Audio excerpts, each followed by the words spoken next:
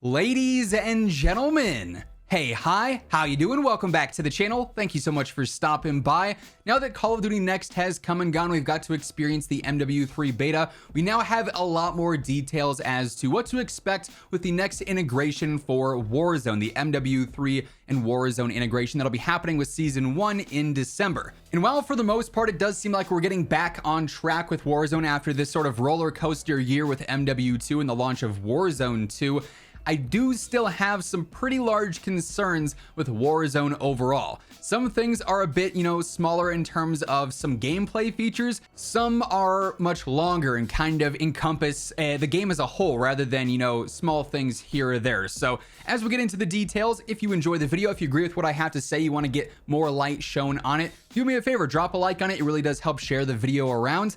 And if you're new here or you simply haven't subscribed yet, let's change that, because every single day I got you covered with absolutely everything going on in COD. You're not going to want to miss any new stuff that drops as we approach the launch of MW3, and obviously post-launch it's going to be a crazy time, so be sure to hit that subscribe button and turn on those post notifications. But I've jotted down a handful of things that throughout my analyzing of all the Warzone gameplay that's been out there and the new details that we've learned about it definitely stand out to me as possible worries. Initially, right away, something that is, also spanned throughout Warzone 1 and definitely here in Warzone 2, the servers.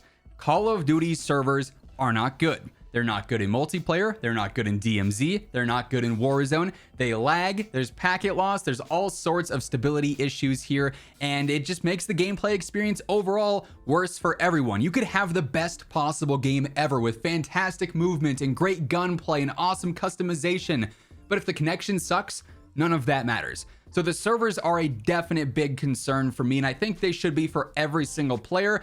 Admittedly, I don't have much hope that it's going to change much because they haven't done so the entire past year, and they've been about as bad as they could be this past year in terms of, the gameplay experience there with packet loss, skipping and hitching around. They really haven't addressed it yet, so that's where my hesitation and skepticism comes from. But, ideally, they do actually end up fixing something with the servers because, like I said, that limits you so much regardless of how good the gameplay is. This is another thing that's going to return now, like it was back during Cold War and Vanguard era. Basically, because this is an integration, it's not a full new game like Warzone 2 was at launch or even Warzone 1 was at launch.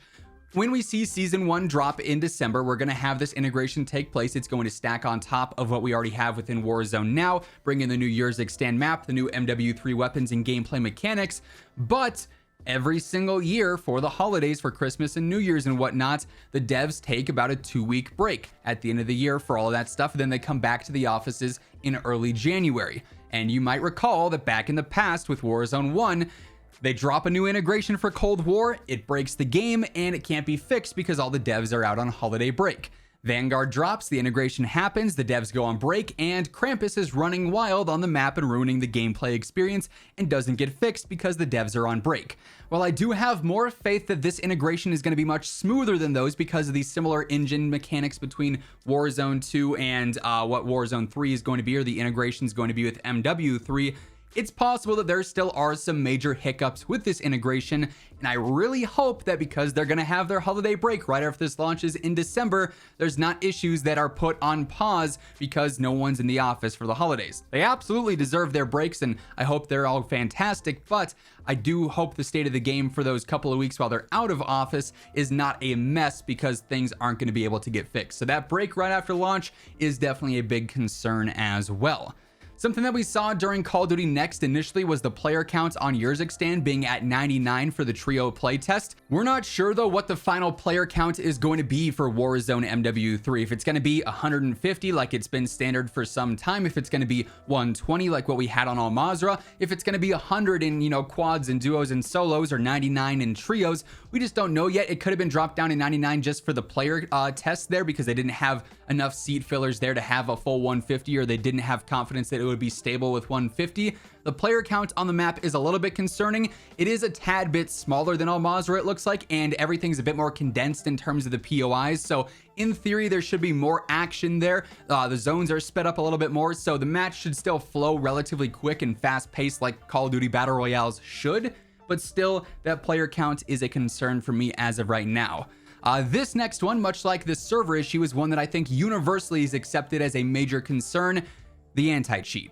We know there's going to be cheaters. Right on day one, there are losers out there that will spend money on this free-to-play game so that they can shoot guns better in a virtual online lobby and have cheats that help them do so.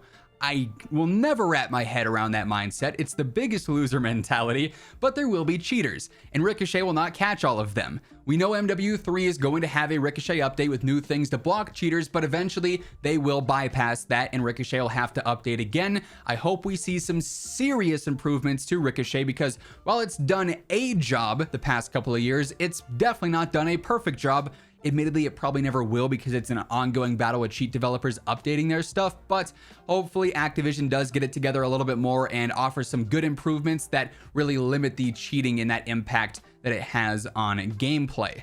This next one admittedly is a little bit smaller, but it's still a concern as of right now. With the mini-map working as normal now, we've got red dots showing up if you're shooting an unsuppressed weapon or if you're not moving with Ghost. The suppressor meta, or the silencer meta. You date back to Warzone 1, basically every single meta setup had a monolithic suppressor on it or an agency suppressor on it, right? Everyone had to use the best suppressor for their meta long range, because otherwise they'd be showing up on that minimap, and it made for a lack of diversity in terms of your class setups.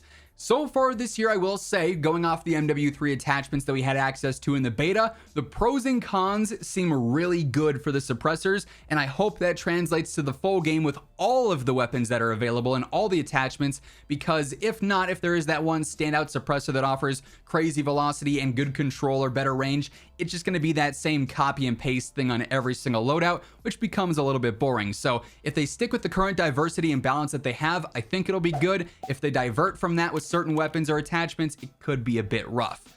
Then speaking of weapons, the MW2 guns. We know since this is an integration, we're going to have all the MW2 guns available in Warzone and all the MW3 guns available in Warzone. My concern here is, though, obviously just from playing the beta and playing MW2 and Warzone 2, the two games' guns work very different.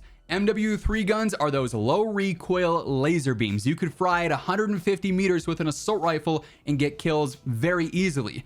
MW2, there's a lot of screen shake, weapon noise in terms of, visual bounce, weapon smoke, all sorts of stuff like that. You're hard pressed to get easy kills at like 70, 80, 90 meters with a rifle or an LMG. That's a clear distinction that is going to make the MW3 guns be favored heavily over MW2 guns, and it's no surprise that they want the new game's guns to be better, because it's going to get people to buy the new game and level up their guns there. That's just the simple marketing that COD's going to do every year, but I'm really worried that the MW2 guns are just going to have no place in the meta at all because they work so differently. So either they need to be adjusted to fit the gameplay of what Warzone is going to be with the MW3 integration so that they have a chance to actually compete a little bit, or MW3 guns are going to have some drawback or major limitation in Warzone to balance things out, which I don't necessarily see happening. So it's going to be a really tricky situation to see, how both games' guns can coincide with one another and still be competitive without there being some major mismatches and advantages in one way or the other. Definitely, like I said, a variety of concerns here, some big, some smaller, all of which though I feel like are, justified as of right now. In the coming days, weeks, and months, we're going to learn even more about Warzone gameplay here with the MW3 integration. So as that stuff surfaces, I'm going to have you covered with all the latest details right as it happens. So be sure to hit that subscribe button and turn on your post notifications to stay up to date. And if you enjoyed this video, do me a favor and drop a like on it on your way out. With that being said, that's going to wrap things up. Once more, thank you so much for tuning in. And until next time, take it easy. Have an awesome rest of your day. I'll catch you all later. Peace out.